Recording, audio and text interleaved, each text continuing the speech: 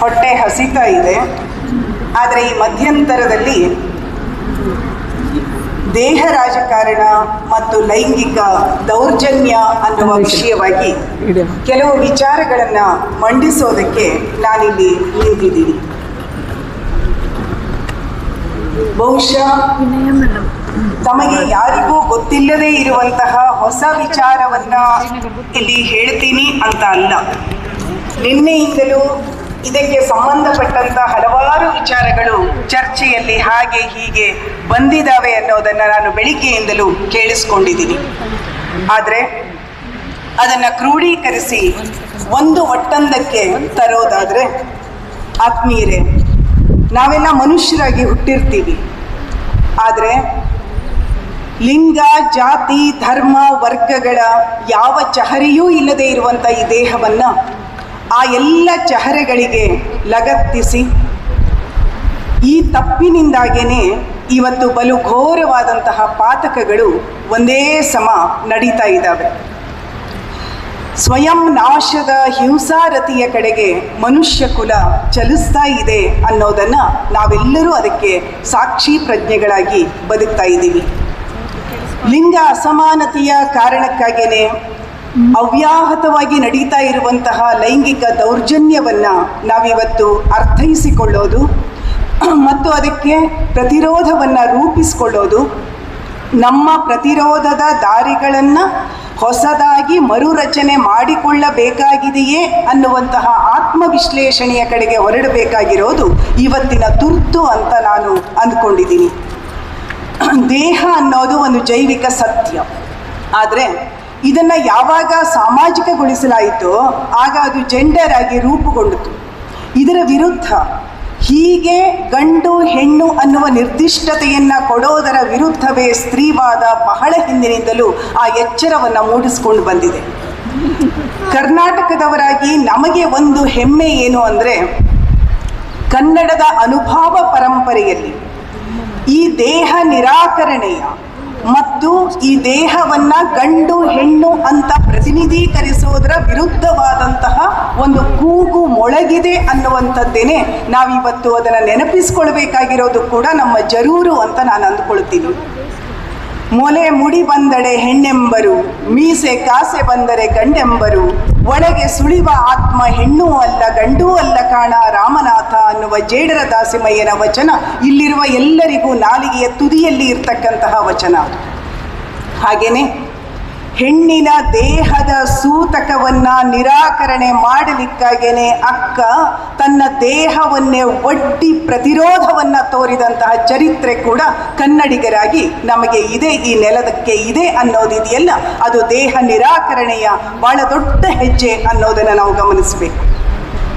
ಆದರೆ ಸಮಸ್ಯೆ ಎಲ್ಲಿದೆ ಅಂತಂದರೆ, ಈ ದೇಹಗಳಲ್ಲಿ ಗಂಡು ದೇಹವನ್ನು ಪ್ರಧಾನ ಅಂತ ಪ್ರತಿನಿಧೀಕರಿಸಿ ಪ್ರಮಾಣೀಕರಿಸೋದರ ಮೂಲಕವಾಗಿಯೇ ಉಳಿದ ಎಲ್ಲ ದೇಹ ಸಾಧ್ಯತೆಗಳನ್ನು ನಿರಾಕರಿಸುವಂತಹ ಒಂದು ಚಿಂತನಾ ಕ್ರಮ ಬೆಳಕೊಂಡು ಬಂತು. ಥಾಮಸ್ ಲಾಕರ್ ಮೇಕಿಂಗ್ ಸೆಕ್ಸ್ ಅನ್ನುವಂಥ ಕೃತಿಯೊಳಗಡೆ ಈ ಮಾತನ್ನು ಹೇಳ್ತಾರವರು.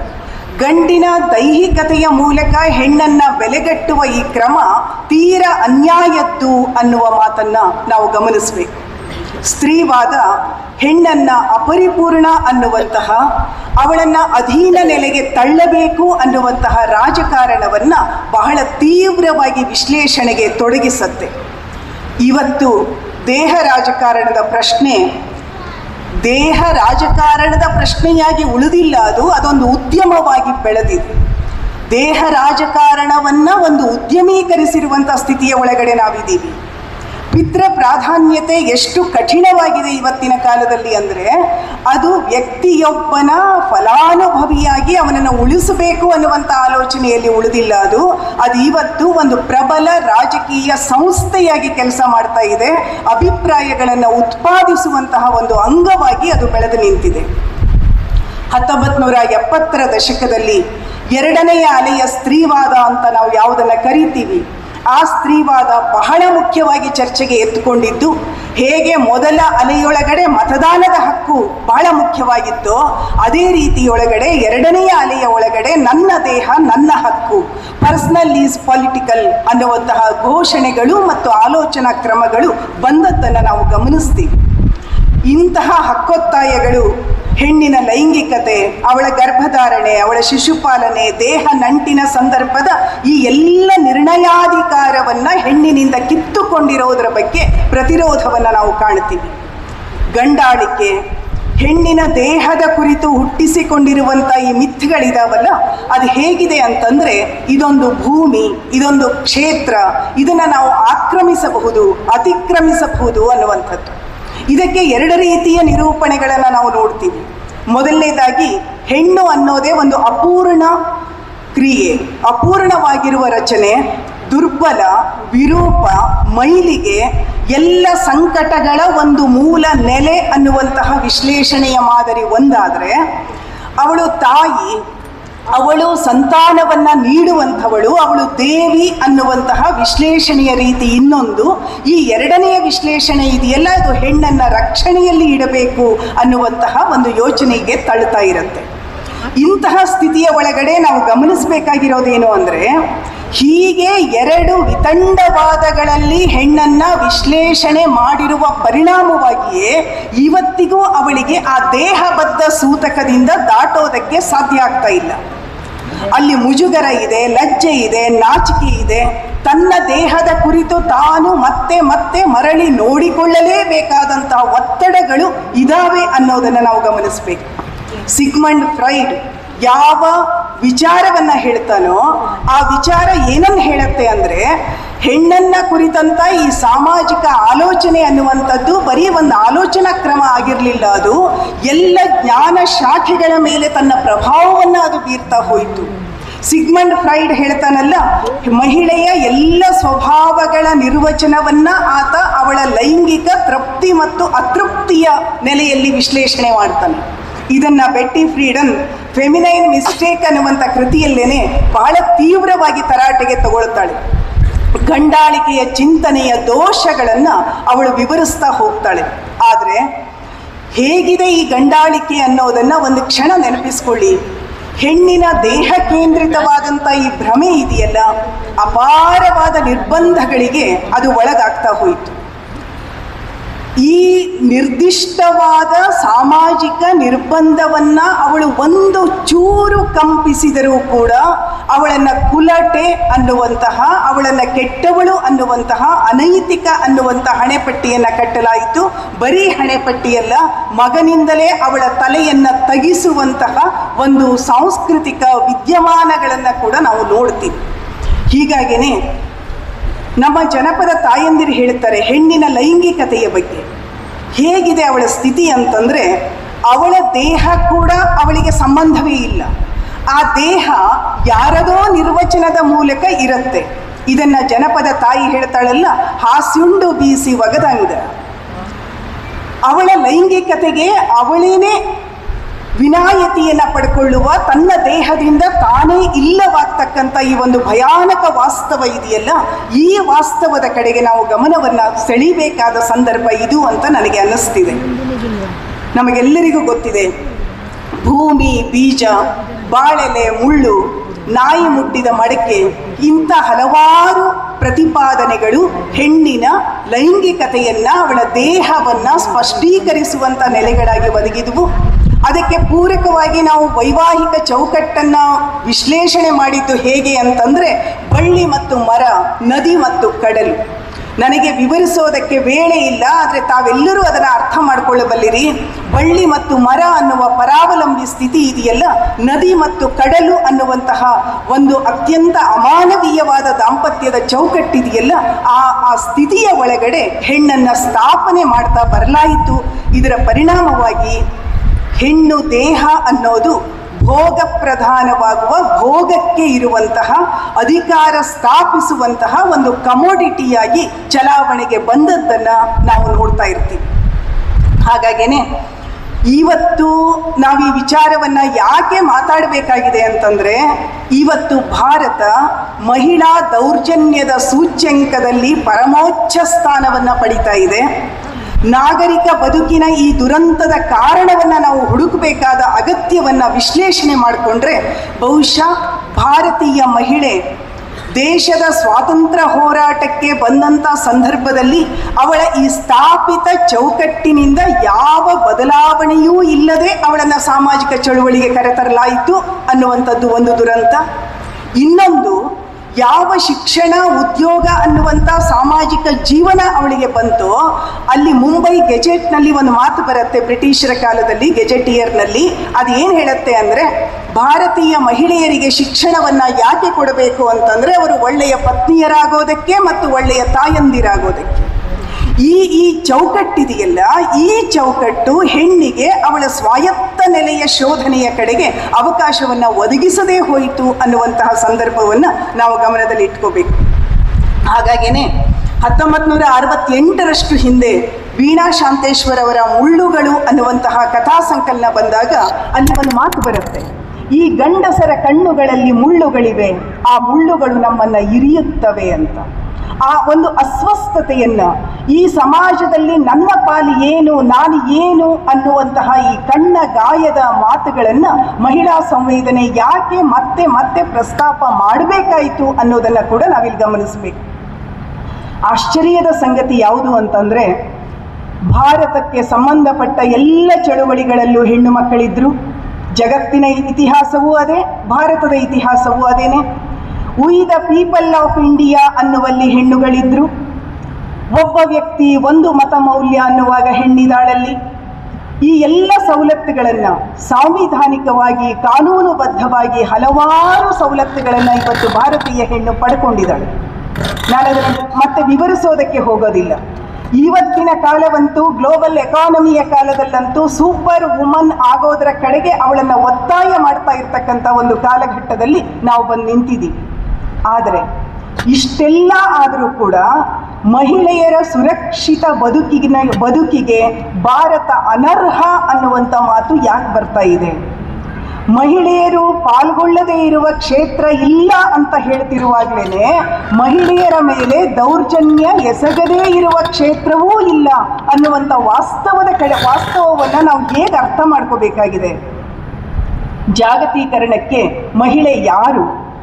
ಜಾಗತೀಕರಣದ ಮುಕ್ತ ಮಾರುಕಟ್ಟೆಗೆ ಅವಳ ಸೌಂದರ್ಯ, ಅವಳ ಸೆಕ್ಸ್ ಈ ಎರಡೂ ಕೂಡ ಉದ್ಯಮದ ಕ್ಷೇತ್ರಗಳು. ಹೆಣ್ಣು ಅನ್ನುವಂಥದ್ದು ಒಂದು ಬಹಳ ಪ್ರಬಲವಾದಂತಹ ಒಂದು ವಸಾಹತು. ಆ ದೇಹ ಅಷ್ಟೇ ಅಲ್ಲ, ಅವಳ ಮನಸ್ಸನ್ನು ಕೂಡ ವಸಾಹತೀಕರಣ ಮಾಡಿಕೊಂಡಿರ್ತಕ್ಕಂತಹ ಬಹಳ ಕಠಿಣವಾದ ಕಾಲಘಟ್ಟದಲ್ಲಿ ನಾವಿವತ್ತು ಬದುಕ್ತಾ ಇದ್ದೀವಿ. 2010ರ ರಾಷ್ಟ್ರೀಯ ಮಾನವ ಹಕ್ಕುಗಳ ಆಯೋಗದ ಅಧ್ಯಯನದ ವರದಿ ಹೇಳುತ್ತೆ, ಭಾರತ ಹೆಣ್ಣು ಮಕ್ಕಳಿಗೆ ಅಸುರಕ್ಷಿತ ದೇಶ. 2014ರ ವಿಶ್ವಸಂಸ್ಥೆಯ ಮಕ್ಕಳ ಹಕ್ಕು ಸಮಿತಿ ಹೇಳುತ್ತೆ, ಭಾರತದಲ್ಲಿ ಕಾನೂನು ಅನುಷ್ಠಾನ ಸಂಸ್ಥೆ ಮತ್ತು ನ್ಯಾಯಾಂಗಗಳು ಸಂಪೂರ್ಣವಾಗಿ ವಿಫಲವಾಗಿದ್ದಾವೆ. ಹೆಣ್ಣು ಮಕ್ಕಳ ಮೇಲೆ ನಡೆಯುತ್ತಿರೋ ಲೈಂಗಿಕ ದೌರ್ಜನ್ಯವನ್ನು ತಡೆಯುವಲ್ಲಿ ಅವು ವಿಫಲವಾಗಿದ್ದಾವೆ ಅನ್ನೋ ಮಾತನ್ನು ಹೇಳುತ್ತೆ. 2023ರ ವರದಿ, ಭಾರತದಲ್ಲಿ ಅಪ್ರಾಪ್ತ ಮಕ್ಕಳ ಮೇಲಿನ ಲೈಂಗಿಕ ಹಲ್ಲೆ 15 ನಿಮಿಷಕ್ಕೆ ಒಂದರಂತೆ ನಡೀತಾ ಇದೆ. 10 ವರ್ಷಗಳಲ್ಲಿ ಇದು 500 ಪಟ್ಟು ಜಾಸ್ತಿಯಾಗಿದೆ ಅನ್ನುವಂಥ ವರದಿ ಬರ್ತಾ ಇದೆ. ಮತ್ತು ಮಹಿಳೆಯರ ಮತ್ತು ಮಕ್ಕಳ ಮಾರಾಟದಲ್ಲಿ ಭಾರತ ಜಗತ್ತಿನಲ್ಲೇ ಫಸ್ಟ್ ರ್ಯಾಂಕ್ ಇದೆ. ಸಾಮೂಹಿಕ ಅತ್ಯಾಚಾರದಲ್ಲಿ ಭಾರತ ಜಗತ್ತಿನಲ್ಲಿ ಫಸ್ಟ್ ರ್ಯಾಂಕ್ ಇದೆ.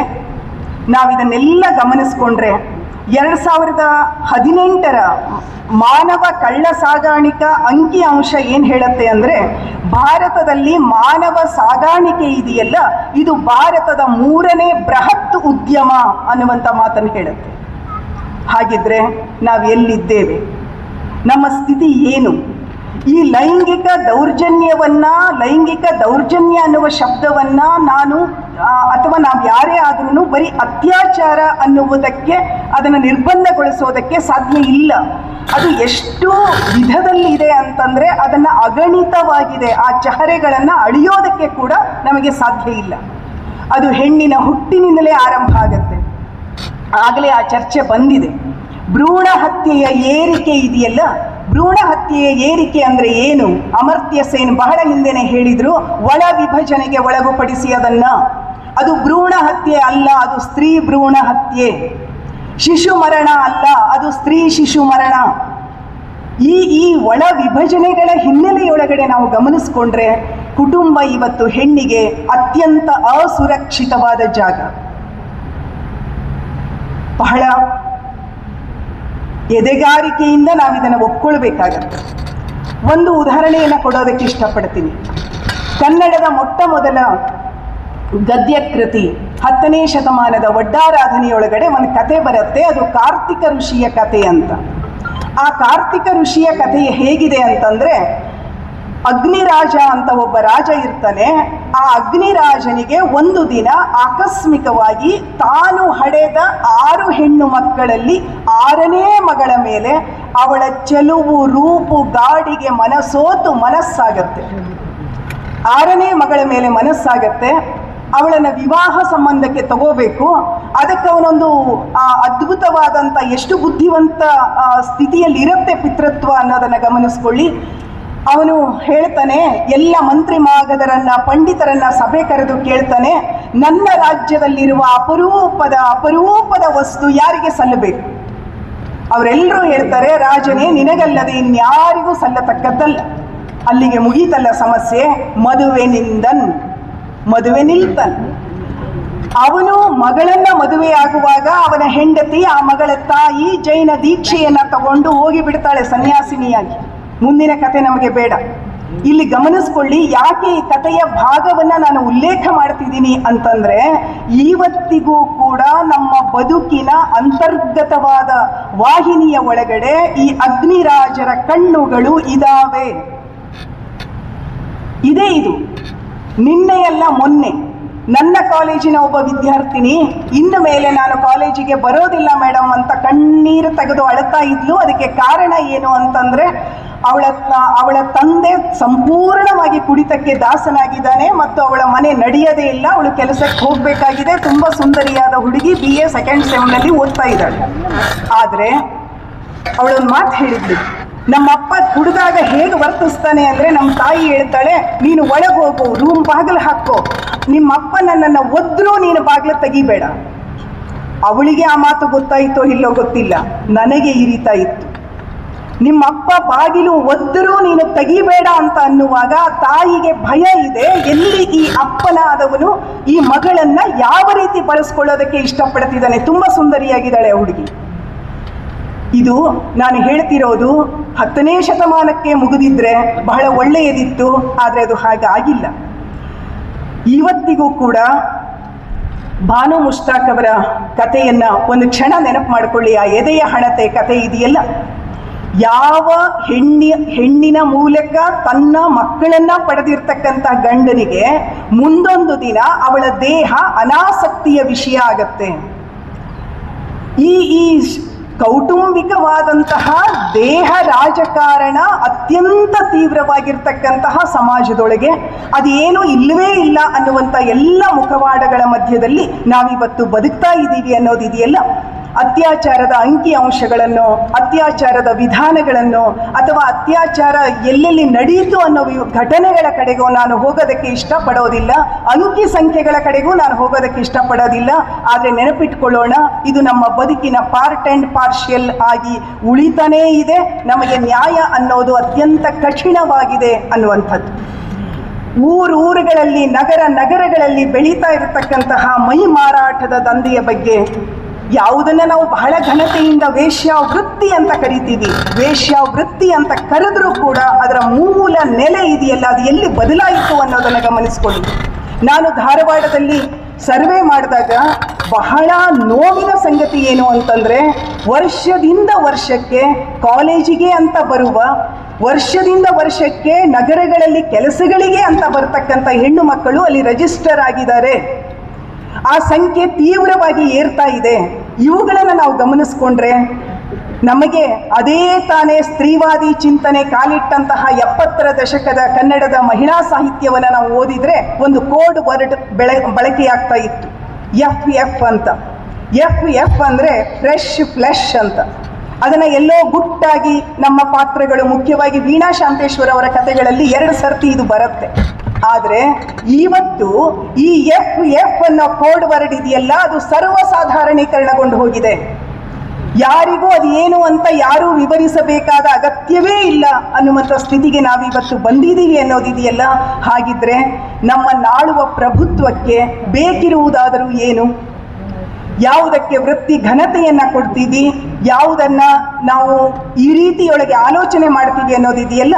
ಇವತ್ತು ಬಂಡವಾಳಶಾಹಿಯ ಆರ್ಥಿಕ ವಿಪ್ಲವದಲ್ಲಿ ತೇಲಿ ಹೋದಂಥ ಹೆಣ್ಣು ಮಕ್ಕಳು ತಮ್ಮ ಲೈಂಗಿಕತೆಯ ಬಗ್ಗೆ ಅದನ್ನು ಒಂದು ವಿನಿಮಯದ ದಾರಿ ಅಂತ ಆಲೋಚನೆ ಮಾಡ್ತಾರೆ ಅನ್ನೋದಾದರೆ ಅದರ ಪರಿಣಾಮ ಎಷ್ಟು ತೀವ್ರವಾಗಿರುತ್ತೆ, ಎಷ್ಟು ದೂರಗಾಮಿಯಾಗಿರುತ್ತೆ, ಎಷ್ಟು ಭಯಾನಕವಾಗಿರ್ತದೆ ಅನ್ನೋದನ್ನು ನಾವು ಗಮನಿಸಬೇಕು ಅಂತ ನನ್ನ ಒತ್ತಾಯ. ಇದನ್ನು ರೂಪಾ ಅವರು ಇಲ್ಲಿದ್ದಾರೆ. ರೂಪಾ ಹಾಸನ್ ಅವರ ಒಂದು ಲೇಖನದಲ್ಲಿ ನಾನು ಗಮನಿಸಿದೆ. ಅಲ್ಲಿ ಏನಿದೆ ಅಂತಂದರೆ, ಸರ್ಕಾರಿ ಪ್ರಾಯೋಜಿತವಾದ NGOಗಳೇ ಕಾಂಡೋಮ್ಗಳನ್ನು ಮಾರಾಟ ಮಾಡೋದಕ್ಕಾಗಿ ಹೆಣ್ಣು ಮಕ್ಕಳನ್ನು ಒತ್ತಾಯಿಸ್ತಾ ಕೊನೆಗೆ ಆ ಹೆಣ್ಣು ಮಕ್ಕಳು ಕೂಡ ಆ ವ್ಯವಸ್ಥೆಯ ಒಳಗೆ, ಆ ವೃತ್ತಿಯ ಒಳಗೆ ಸೇರಿಕೊಳ್ಳುವಂಥ ಒಂದು ದೂರಗಾಮಿ ಪ್ಲಾನ್ ಅನ್ನು ಮಾಡುವಂತಹ ಭೀಕರವಾದಂಥ ಚರಿತ್ರೆ ಇದೆಯಲ್ಲ, ಇದು ಎಲ್ಲೋ ದೂರ ದೇಶದ ಚರಿತ್ರೆ ಅಲ್ಲ. ಇದು ನಾವು ಬದುಕ್ತಾ ಇರುವಂತಹ ನಮ್ಮದೇ ಸಮಾಜದ ಚರಿತ್ರೆ ಅನ್ನೋದನ್ನು ನಾವು ಗಮನಿಸ್ಕೊಳ್ಬೇಕು. ಹೆಣ್ಣನ್ನು ದೇಹ ಅಂತ ಮಾಡಿ ಅದನ್ನು ಅತಿಕ್ರಮಿಸೋದಕ್ಕೆ ಇಚ್ಛಿಸುವಂಥ ವಿಕೃತಿಗೆ ಸಾಕಷ್ಟು ರೂಪಗಳಿದ್ದಾವೆ, ಸಾಕಷ್ಟು ಚಹರೆಗಳಿದ್ದಾವೆ. ಒಂದು ಕ್ಷಣ ನೆನಪು ಮಾಡಿಕೊಳ್ಳಿ. 1973ರಲ್ಲಿ ಮುಂಬಯಿಯ ಆಸ್ಪತ್ರೆಯಲ್ಲಿ ಒಂದು ಘೋರವಾದ ಅತ್ಯಾಚಾರಕ್ಕೆ ಒಳಗಾಗಿ 41 ವರ್ಷಗಳ ಕಾಲ ಕೋಮಾ ಸ್ಥಿತಿಗೆ ಹೋದಂಥ ಅರುಣಾ ಶಾನ್ಭಾಗ್ ನಮ್ಮ ಚರಿತ್ರೆಯ ಒಂದು ದೊಡ್ಡ ನೆನಪು. ಮುಂದೆ ಅವರು ದಯಾಮರಣಕ್ಕೆ ಒಳಗಾಗಬೇಕಾಯಿತು. ಇವತ್ತಿಗೂ ಕೂಡ ನಾವು ಓದ್ತಾ ಇದ್ವಿ ಚಿಕ್ಕವರಿದ್ದಾಗ ಅರೇಬಿಯನ್ ನೈಟ್ಸ್ ಕಥೆಗಳನ್ನು, ದಿನಕ್ಕೊಬ್ಬ ಹೆಣ್ಣು ಬೇಕು ಅನ್ನುವಂತಹ ಹೆಣ್ಣು ಬಾಕನ ಕಥೆಗಳನ್ನು. ಆದರೆ ಅವು ನಮ್ಮ ವರ್ತಮಾನದಲ್ಲಿ ನಿಜವಾಗಿ ಹೋಯಿತಲ್ಲ. ಅಲ್ಲಿ ಅರೇಬಿಯನ್ ನೈಟ್ಸಿನ ಆ ದೊರೆ ಪ್ರತಿ ಬೆಳಿಗ್ಗೆ ಆ ಹೆಣ್ಣು ಮಕ್ಕಳನ್ನು ಕೊಂದು ಹಾಕ್ತಾ ಇದ್ದ. ಆದರೆ ನಮ್ಮ ಅಧಿಕಾರಶಾಹಿ ವಲಯ ಹೆಣ್ಣು ಮಕ್ಕಳನ್ನು ಕೊಂದು ಹಾಕೋದಿಲ್ಲ. ನಮ್ಮ ಬಂಡವಾಳಶಾಹಿ ಜಗತ್ತು ಹೆಣ್ಣು ಮಕ್ಕಳನ್ನು ಕೊಂದು ಹಾಕೋದಿಲ್ಲ. ಅವರ ವಿಡಿಯೋಗಳನ್ನು ಮಾಡ್ಕೊಳ್ಳುತ್ತೆ, ಇನ್ನೇನೋ ಮಾಡುತ್ತೆ, ಮತ್ತೆ ಬ್ಲ್ಯಾಕ್ ಮೇಲ್ ಮಾಡುತ್ತೆ. ಎಲ್ಲಿದ್ದೇವೆ ನಾವು? ಯಾವುದರ ಬಗ್ಗೆ ನಾವು ಮಾತಾಡಬೇಕಾಗಿದೆ ಅನ್ನೋದನ್ನು ನಾನಿಲ್ಲಿ ನೆನಪಿಸ್ಕೊಳ್ಳೋದಕ್ಕೆ ಇಷ್ಟಪಡ್ತೀನಿ. ಅಲ್ಲಿ ಯುದ್ಧ ನಡೀತಾ ಇದೆ, ಇಲ್ಲೂ ಯುದ್ಧವೇ ನಡೀತಾ ಇದೆ. ಆ ಯುದ್ಧದ ಪರಿಭಾಷೆ ಮತ್ತು ಈ ಯುದ್ಧದ ಪರಿಭಾಷೆ ಯಾವ ವ್ಯತ್ಯಾಸವೂ ಇಲ್ಲ ಅನ್ನೋದನ್ನು ನಾವು ಗಮನಿಸ್ಕೊಳ್ಬೇಕಾಗಿದೆ. ಒಂದು ದಿನಕ್ಕೆ ಕನಿಷ್ಠ 3 ದಲಿತ ಹೆಣ್ಣು ಮಕ್ಕಳ ಮೇಲೆ ಅತ್ಯಾಚಾರ ಆಗತ್ತೆ ಅಂತ ನಮಗೆ ಆನಂದ್ ತೇಲ್ತುಂಬಡೆ ಅವರ ರಿಪೋರ್ಟ್ ಹೇಳುತ್ತೆ. ಇನ್ನೊಂದು ಕಡೆಗೆ ಪ್ರತಿ 3ರಲ್ಲಿ ಒಬ್ಬ ಹೆಣ್ಣು ಮಗಳು ದೌರ್ಜನ್ಯದ ಫಲಾನುಭವಿಯಾಗಿರ್ತಾಳೆ ಅಂತ ಹೇಳುತ್ತೆ. ಇಂತಹ ಸ್ಥಿತಿಯೊಳಗೆ ಎಷ್ಟು ಕೈರ್ಲಾಂಜಿಗಳನ್ನು ನಾವು ನೋಡೋಣ, ಎಷ್ಟು ಹಿಂಸೆಯ ಪರ್ವಗಳನ್ನು ದಿನ ಬೆಳಗಾದರೆ ಒಂದಲ್ಲ ಒಂದು ಸುದ್ದಿಗಳು ನಮಗೆ ಸಾಮಾನ್ಯವಾಗಿಬಿಟ್ಟಿದೆ. ಭಯ ಏನು ಅಂದರೆ ಯಾವುದು ಮತ್ತೆ ಮತ್ತೆ ನಡೆಯುತ್ತೋ ಅದನ್ನು ಒಂದು ಸಮಾಜ ಸಹಜವಾಗಿ ಸ್ವೀಕಾರ ಮಾಡುತ್ತೆ. ಹೀಗೆ ಸಹಜವಾಗಿ ಸ್ವೀಕಾರ ಮಾಡಿದಾಗ ಇದು ದೌರ್ಜನ್ಯ, ಇದು ವಿರೋಧಿಸಬೇಕಾಗಿರೋದು ಅನ್ನುವಂಥ ನಮ್ಮ ಮೂಲ ನೆಲೆಯೇ ಹೊರಟು ಹೋಗ್ಬಿಡತ್ತೆ, ಮಸಕಾಗ್ತಾ ಹೋಗುತ್ತೆ. ಅದು ಎಷ್ಟು ಅಂತ ಮಾತಾಡೋಣ ಅನ್ನುವಂಥ ಪ್ರಶ್ನೆ ನಮ್ಮ ಎದುರಿಗೆ ಬರ್ತಾ ಇದೆ. ಗಮನಿಸಿ, ಹಸಿಮಾಂಸ ಮತ್ತು ಹದ್ದುಗಳು ಕಾದಂಬರಿಯನ್ನು ಓದಿ ಜ್ವರ ಬಂದು ಮಲಗಿದ ನಾವೇ ಇವತ್ತು ಬಹಳ ಗಟ್ಟಿಯಾಗಿ ಮತ್ತು ಬಹಳ ಧೈರ್ಯದಿಂದ ಎಫ್ಸ್ಟೀನ್ ಫೈಲ್ಸ್ಗಳನ್ನು ನೋಡ್ತಿದ್ದೀವಿ, ಕೇಳ್ತಿದ್ದೀವಿ. ಸಹಜವಾಗಿದೆ ನಮಗೆ. ಏನಿದೆ ಇದು? ಹೆಣ್ಣಿನ ದೇಹವನ್ನು ಒಂದು ಕಂಟಕಿ ಚಿಕನ್ ಅನ್ನೋ ರೀತಿಯೊಳಗಡೆ ಅದನ್ನು ಜೀರ್ಣ ಮಾಡಿ ಎಲಬ ಕಡಿದು ಮಾಂಸದ ರಸವನ್ನು ಹೀರಿ ಬಿಸಾಡಿ ಬಿಡಬಹುದು ಅನ್ನುವ ಹಾಗೆ ವರ್ತಿಸ್ತಾ ಇರುವಂತಹ ಈ ಪಿತೃತ್ವವನ್ನು ಯಾವ ಭಾಷೆಯಲ್ಲಿ ಎದುರಿಸೋದು? ಇವರಿಗೆ ಯಾವ ಭಾಷೆ ಬರುತ್ತೆ? ನೋಡಿ, ಅವರು ಯಾರಿಗೂ ಇದು ಅಪರಾಧವಲ್ಲ. ಯಾಕೆ ಇದು ಅಪರಾಧ ಅಲ್ಲ ಅಂತಂದ್ರೆ ಅವರು ಆ ವ್ಯವಸ್ಥೆಯನ್ನು ಖರೀದಿ ಮಾಡಿದ್ದಾರೆ, ಅವರು ಅದನ್ನು ಕೊಂಡುಕೊಂಡಿದ್ದಾರೆ. ಆ ಹೆಣ್ಣಿನ ಮಾಂಸವನ್ನು ಅವರು ಖರೀದಿ ಮಾಡಿದಾರಾದ್ರಿಂದ ಅದು ಅವರಿಗೆ ಅಪರಾಧವಾಗಿ ಕಾಣಿಸ್ತಿಲ್ಲ. ಜಗತ್ತಿನ ಘಟಾನುಘಟಿಗಳು, ಜಗತ್ತಿನ ದೊಡ್ಡವರೆಲ್ಲರೂ ಅಲ್ಲಿದ್ದಾರೆ ಅನ್ನೋದನ್ನು ನಾನಷ್ಟೇ ಅಲ್ಲ, ನೀವೆಲ್ಲರೂ ನನಗಿಂತ ಚೆನ್ನಾಗಿ ಬಲ್ಲವರಿದ್ದೀರಿ ಅನ್ನೋದನ್ನು ಗಮನಿಸ್ಕೊಳ್ಳಿ. ಇವತ್ತಿಗೂ ನಾವು ಬ್ಯಾನರ್ ಹಿಡಿದು ಕೇಳ್ತೀವಿ, ಕೊಂದವರು ಯಾರು, ಅತ್ಯಾಚಾರಿಗಳು ಯಾರು, ನ್ಯಾಯ ಕೊಡಿ ನಮಗೆ. ವ್ಯವಸ್ಥೆ, ಈ ವ್ಯವಸ್ಥೆಯನ್ನು ಎದುರಿಸೋದಕ್ಕೆ ಪ್ರಭುತ್ವ ಸೋಲ್ತಾ ಇದೆಯಾ ಅನ್ನೋ ಪ್ರಶ್ನೆಯನ್ನು ನಾವಿವತ್ತು ಕೇಳ್ಕೋಬೇಕು. ನನಗನ್ನಿಸ್ತಿದೆ, ನಮ್ಮನ್ನಾಳುವ ಪ್ರಭುತ್ವವೇ ಅಸಹಾಯಕವಾಗಿ ಬಿಟ್ಟರೆ ಅದಕ್ಕಿಂತ ಕೆಡುಕಾಲ ಒಂದು ಸಮಾಜಕ್ಕೆ ಇನ್ನೇನಾದರೂ ಇರೋದಕ್ಕೆ ಸಾಧ್ಯ ಇದೆಯಾ, ಇದಕ್ಕಿಂತ ಕೆಟ್ಟ ಕಾಲ ಒಂದು ಇರೋದಕ್ಕೆ ಸಾಧ್ಯ ಇದೆಯಾ ನನಗೆ ಗೊತ್ತಿಲ್ಲ. ಒಂದು ಕಡೆ ಸೆಕ್ಸ್ ಟೂರಿಸಂ ಬೆಳೀತಾ ಇದೆ, ಇನ್ನೊಂದು ಕಡೆಗೆ ನೈತಿಕ ಪೊಲೀಸ್ಗಿರಿನೂ ಬೆಳೆಯುತ್ತೆ. ಹಾಗೂ ಎಳಿ ಹೀಗೂ ಎಳಿ, ಹೆಣ್ಣನ್ನು ನೀನು ಹೀಗೇ ಇರಬೇಕು, ಹೀಗೇ ಬದುಕಬೇಕು, ಅವಳ ಘನತೆಯನ್ನು ಮೊಟಕುಗೊಳಿಸುವಂಥ ಎಷ್ಟೆಲ್ಲ ವಿದ್ಯಮಾನಗಳು ನಮ್ಮ ಮಧ್ಯದಲ್ಲಿ ನಡೀತಾ ಇದ್ದಾವೆ. ಪ್ರತಿಯೊಂದು ಅತ್ಯಾಚಾರ ಪ್ರಕರಣದ ವಿಚಾರಣೆಯ ವೇಳೆಯೊಳಗಡೆನೂ ಬರುವ ಒಂದು ಮಾತು ನಿಮಗೆಲ್ಲರಿಗೂ ಗೊತ್ತಿದೆ, ಅವಳು ಅಷ್ಟೊತ್ತಿಗೆ ಅಲ್ಲಿ ಯಾಕೆ ಇದ್ದಳು. ಮತ್ತೆ ಮತ್ತೆ ಅವಳ ಕಡೆಗೇ ಬೆರಳು ತೋರಿಸ್ತಕ್ಕಂಥ ಈ ಕ್ರಮ ಇದೆಯಲ್ಲ, ನಾವಿನ್ನೂ ಎಷ್ಟು ಕಾಲ ನಮ್ಮ ಮಕ್ಕಳಿಗೆ ಈ ಹಾಡು ಹೇಳ್ಕೊಡೋಣ. ಆ ಕವಿತೆ ಹೀಗಿದೆ: ಬೆಕ್ಕು ಬರುವುದಿಲ್ಲ ಮಗು, ಹಾಲ ಮಡಕೆ ಮುಚ್ಚಿಡು, ಕತ್ತಲಲ್ಲಿ ಹಾಯದಂತೆ ಎದೆಯ ದೀಪ ಹಚ್ಚಿಡು. ಎಷ್ಟಂತ ಹೇಳೋಣ. ಬೆಕ್ಕು ಬರುವುದಿಲ್ಲ ಮಗು, ಹಾಲ ಮಡಕೆ ಮುಚ್ಚಿಡು ಅನ್ನುವ ಸುಳ್ಳನ್ನು ಮತ್ತೆ ಮತ್ತೆ ಮತ್ತೆ ಹೇಳುವ ವ್ಯವಧಾನ ಮತ್ತು ತಾಕತ್ತನ್ನು ನಾವೆಲ್ಲರೂ ಕಳೆದುಕೊಳ್ತಾ ಇರುವ ಕಾಲಘಟ್ಟದಲ್ಲಿ ಇದ್ದೀವಿ ಅನ್ನೋದನ್ನು ಹೇಳೋದಕ್ಕೆ ಇಷ್ಟಪಡ್ತೀನಿ. ಮತ್ತು ಒಂದು ನೆನಪು ಮಾಡ್ಕೊಳ್ಳೋಣ, 2004ರಲ್ಲಿ ಮಣಿಪುರದ ಮಹಿಳೆಯರು ಆಸಾಂ ರೈಫಲ್ಸ್ ಅನ್ನು ಎದುರಿಸಿಕೊಂಡು ಇಂಡಿಯನ್ ಆರ್ಮಿ ರೇಪರ್ಸ್ ಅಂತ ಬೆತ್ತಲೆ, ಏನು ಅಕ್ಕನ ಬೆತ್ತಲೆಯ ನಂತರ ಮಣಿಪುರದ ಹೆಣ್ಣು ಮಕ್ಕಳ ಬೆತ್ತಲೆಯನ್ನು ನಾವು ನೋಡಿದ್ವಿ. ಎಲ್ಲೋ ಎದೆಯಾಳದಲ್ಲಿ ಆ ನೋವಿನ ಒಂದು ಉಪಶಮನದ ಏನೋ ಆಗಿತ್ತು.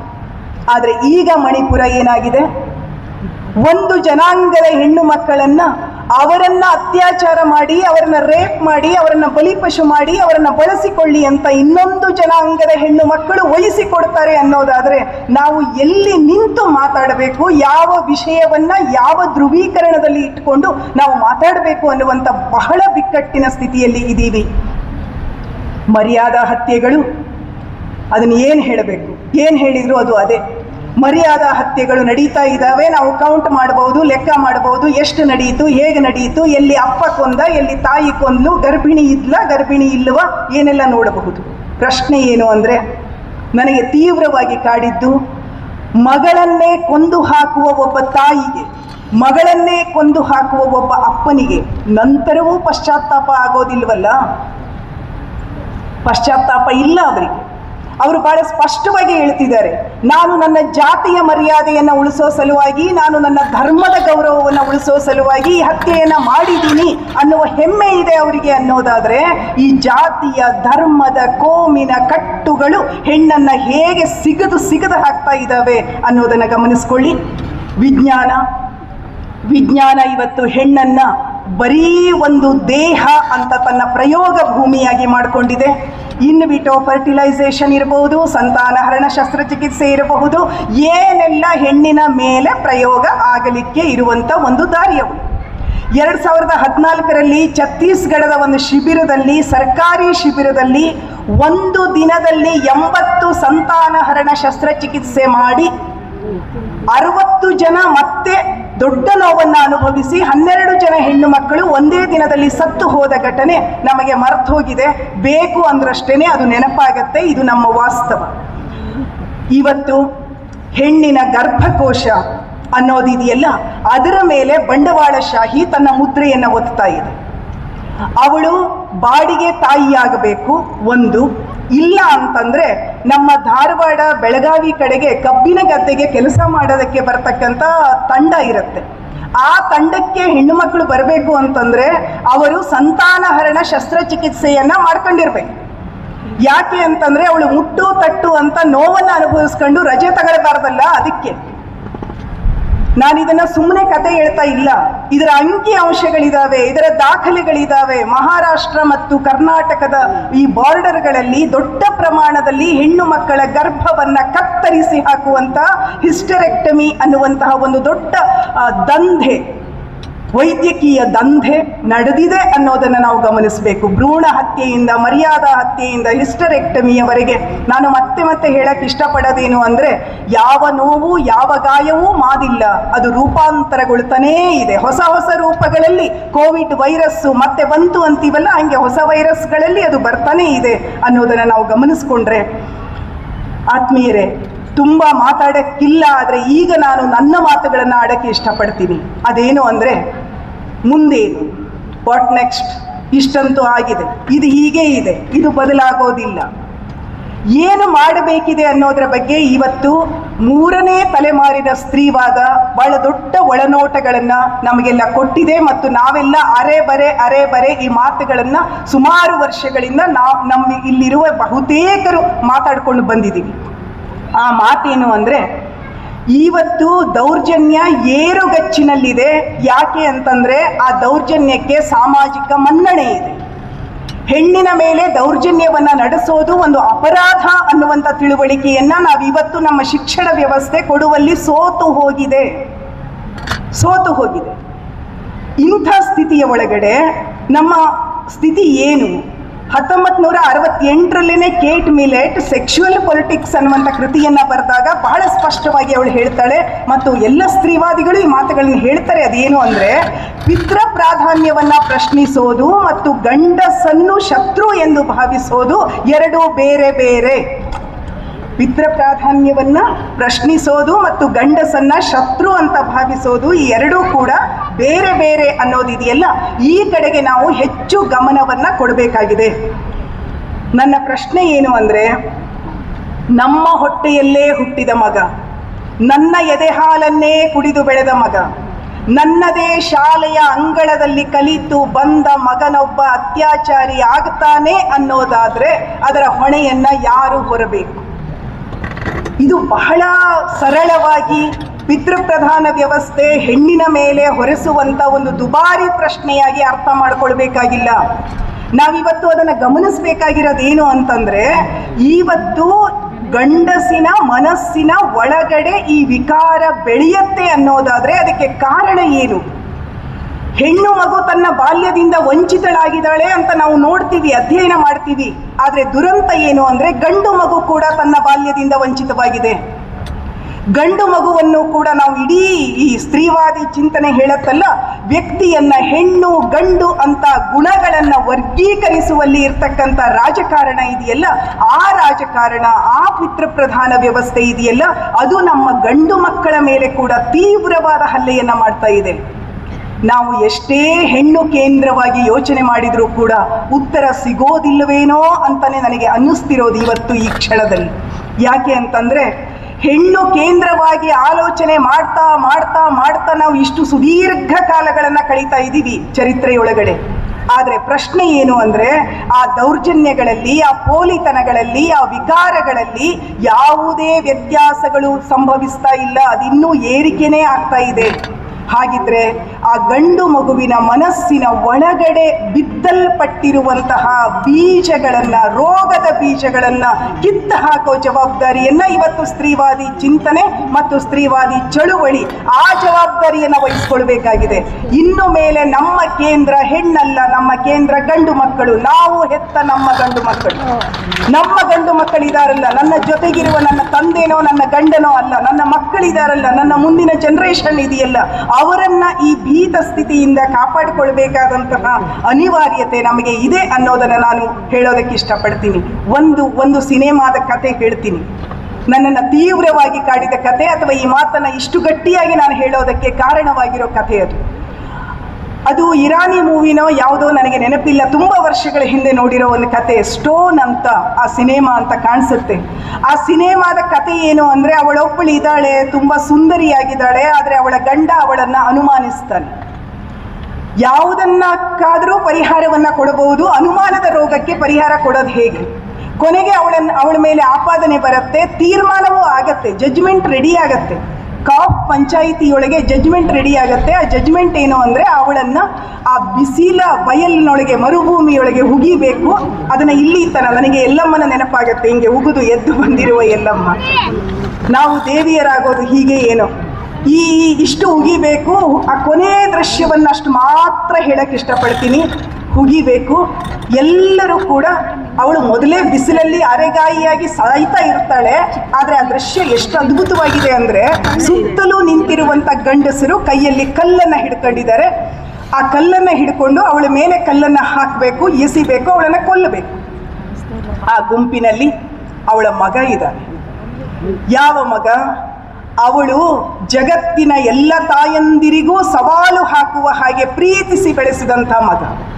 ಅವನ ಕಣ್ಣಲ್ಲಿ ನೀರಿದೆ, ಆದರೆ ಅವನು ನೀರನ್ನು ಇಂಗಿಸ್ಕೊಳ್ತಾ ಇದ್ದಾನೆ. ಇವಳು ಮತ್ತೆ ಮತ್ತೆ ಅಲ್ಲಿಂದನೇ, ಅದ್ಭುತವಾದ ದೃಶ್ಯ ಅದು. ಆ ಮಗನ ಕೈ ಮತ್ತು ಕಲ್ಲನ್ನೇ ನೋಡ್ತಾಳೆ. ಅವಳು ಕಂಪಿಸ್ತಿದ್ದಾಳೆ, ಸಾಯ್ತಾ ಇದ್ದಾಳೆ, ಅದನ್ನು ನೋಡ್ತಿದ್ದಾಳೆ ಅವಳು. ಸುತ್ತಲಿರುವ ಜನ ಹೇಳ್ತಾರೆ, ಅವನಿಗೆ ಹೇಳ್ತಿದ್ದಾರೆ, ಆಪ್ ಮರ್ತೋ ಹೈನಾ, ನೀನು ಗಂಡಸದಿ ಇಲ್ಲೋ, ನೀ ಗಂಡಸಾದ್ರೆ ತಗೋ ಕಲ್ಲು ಬೀಸಾಕು. ಕಡೆಗೂ ಈ ಉದ್ವೇಗದಲ್ಲಿ ಕಡೆಗೂ ಅವನ ಕಲ್ಲನ್ನು ಹಿಂಗೆ ಎತ್ತುತ್ತಾನೆ. ಅವನ ಕಲ್ಲು ತಹಕ್ತೋ ಬಿಡುತ್ತೋ ಅವಳು ಅಲ್ಲೇ ಸಾಯ್ತಾಳೆ. ಈ ಮರ್ದತೋ ಹೈನಾ, ನೀನು ಗಂಡಸದಿಯಲ್ಲ ಅಂತ ನಾವು ಗಂಡಸರನ್ನ ಬೆಳೆಸಿದ ಕ್ರಮದಲ್ಲಿಯೇ ಇರುವ ತಪ್ಪಿದೆಯಲ್ಲ, ಅದಕ್ಕೆ ನಾವಿವತ್ತು ಉತ್ತರವನ್ನು ಹುಡುಕಿಕೊಳ್ಳಬೇಕಾದಂಥ ಜರೂರತ್ತಿನಲ್ಲಿದ್ದೀವಿ. ಯಾಕಂದರೆ ಸ್ತ್ರೀವಾದ ಹೇಳುತ್ತೆ, ಗಂಡಸಿನ ಲೈಂಗಿಕತೆಯ ಬಗ್ಗೆ ಅವನಿಗೆ ಉತ್ಪ್ರೇಕ್ಷಿತ ನೆಲೆಯಲ್ಲಿ ನಾವು ಬೆಳೆಸ್ತೀವಿ ಅಂತ. ಗಂಡು ಕೂಡ ಒಂದು ಜೀವವೇ, ಗಂಡಿಗೂ ಕೂಡ ಪ್ರೀತಿ ಬೇಕಿದೆ. ಆದರೆ ಅವನದನ್ನು ಏನಾಗಿ ಅರ್ಥ ಮಾಡ್ಕೊಂಡಿರ್ತಾನೆ ಅಂತಂದರೆ, ನನಗೆ ಬೇಕಿರೋದು ಕಾಮ ಅಂತ ಅರ್ಥೈಸಿಕೊಂಡಿರ್ತಾನೆ. ಅಪೂರ್ಣವಾದ, ಅಸತ್ಯವಾದ, ಅಪಾರ್ಥವಾದ ದೇಹ ಮೂಲದಿಂದ ನಾನು ಸುಖವನ್ನು ಪಡೆಯಬಲ್ಲೆ ಅನ್ನುವಂಥ ಅವನ ಮೂರ್ಖತನವನ್ನು ತಡೆಯದೇ ಇದ್ದರೆ, ಅದು ವೈಯಕ್ತಿಕವಾಗಿ, ಸಾಮಾಜಿಕವಾಗಿ ನಾವೆಲ್ಲೆಲ್ಲಿದ್ದೀವೋ ಅಲ್ಲೆಲ್ಲ ಅದನ್ನು ತಡೆಯದೇ ಇದ್ದರೆ, ಖಂಡಿತವಾಗಿಯೂ ಒಬ್ಬ ಅತ್ಯಾಚಾರಿಯ ಅಕ್ಕನೋ, ತಂಗಿನೋ, ತಾಯಿನೋ, ಮಗಳೋ ಆಗಿ ನಿಂತ್ಕೊಳ್ಬೇಕಾದಂತಹ ದುರಂತ ಸ್ಥಿತಿಯಲ್ಲಿ ಇವತ್ತಿನ ಸಮಾಜ ಇದೆ ಅನ್ನೋದನ್ನು ನಾವೆಲ್ಲರೂ ಎದೆಗಟ್ಟಿ ಮಾಡಿಕೊಂಡೇನೆ ಕೇಳಿಸ್ಕೊಳ್ಬೇಕಾಗಿದೆ ಮತ್ತು ಅರ್ಥೈಸ್ಕೊಳ್ಬೇಕಾಗಿದೆ ಅಂತ ನನಗನ್ನಿಸ್ತಿದೆ. ಹಾಗಾಗಿ ಇವತ್ತು ನಮ್ಮ ಸಮಾಜದಲ್ಲಿ ರೂಢಿಯಲ್ಲಿರ್ತಕ್ಕಂಥ ಆಚರಣೆಗಳನ್ನು ನೋಡ್ರಿ, ನಮ್ಮ ಹಬ್ಬ ಹರಿದಿನಗಳನ್ನು ನೋಡ್ರಿ. ನಾವು ಗಂಡನ್ನು ಒಂದು ಉತ್ಪ್ರೇಕ್ಷಿತವಾದ, ಶಕ್ತಿಶಾಲಿಯಾದ ಗಜಭೀಮನಾಗಿ ನಾವು ಮಗನನ್ನು ಬೆಳೆಸ್ತೀವಲ್ಲ, ಅಲ್ಲ, ಅವನು ಒಬ್ಬ ಸಾಮಾನ್ಯ ಮನುಷ್ಯ.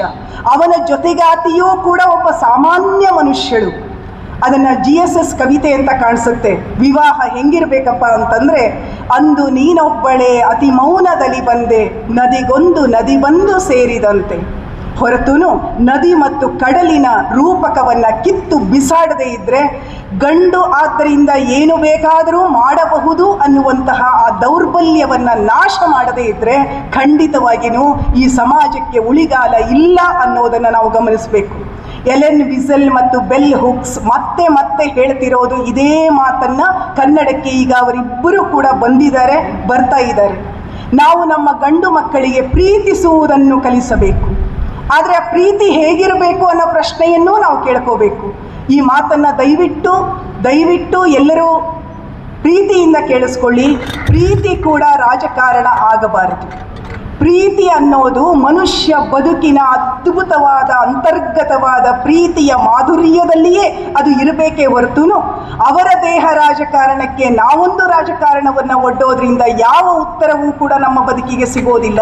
ಆದ್ದರಿಂದ ಆ ಪ್ರೀತಿಯ ಉತ್ತರದಾಯಿತ್ವವನ್ನು ನಾವು ನಮ್ಮ ಮಕ್ಕಳಿಗೆ ಕಲಿಸಿಕೊಡಬೇಕಾದ ಅಗತ್ಯ ಇದೆ.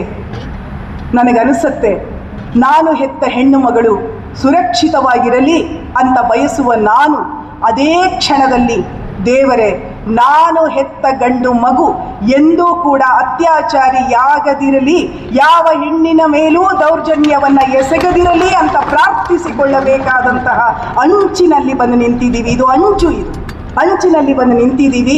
ಹಾಗಾಗಿ ಆ ಪ್ರೀತಿಯ ರುಚಿಯನ್ನು ನಾವು ನಮ್ಮ ಮಕ್ಕಳಿಗೆ ನೀಡೋಣ.